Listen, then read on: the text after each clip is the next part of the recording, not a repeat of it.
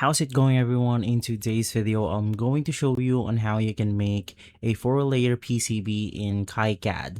So the first thing that you want to do is to just click on the file button. From here, you will be able to see the board properties or the board setup. So you can just go ahead and click on it. In my case, I'm going to be navigating inside the footprint properties.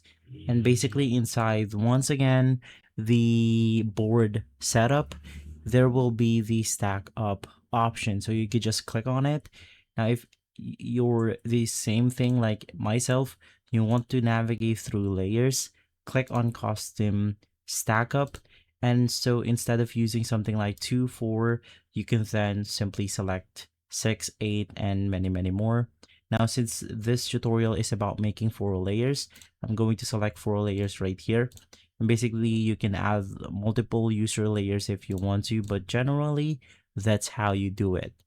If this video has been helpful, leave a like, subscribe, and follow us for more videos like this. Thanks for watching.